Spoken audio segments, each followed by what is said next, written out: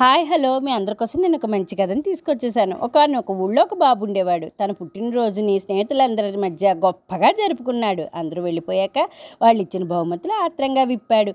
వాటిలో ఖరీదైన బొమ్మలు, చాక్లెట్లు, వీడియో గేమ్స్, పెయింటింగ్స్ ఉన్నాయి. ఆ బాబు తన ప్రాణ స్నేహితుడు సోహానిచ్చిన బహుమానాన్ని విప్పాడు. అందులో చవకైన 500 పేజీల పుస్తకం ఒకటి కనబడింది. దాన్ని చూడగానే వాడి ముఖం మాడిపోయింది.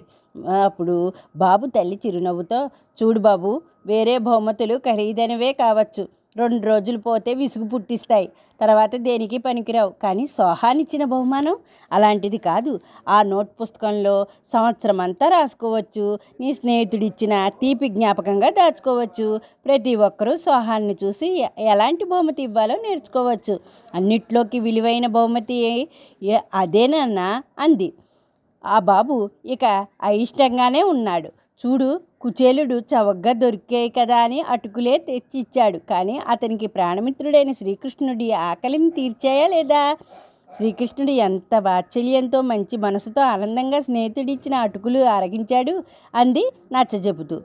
బాబు ఈసారి ఉత్సాహంగా సోహానిచ్చిన పుస్తకం తిరగేశాడు. అందులో ఇలా రాసుంది: చూడు బాబు, నువ్వెప్పుడు ఆనందంగా ఉండాలని కోరుకుంటున్నా. ఈ పుస్తకం జీవితకాలం నా జ్ఞాపకంగా నీ దగ్గర ఉండాలి. మన అమూల్యమైన స్నేహానికి గుర్తుగా భద్రంగా నీ దగ్గర దాచుకో.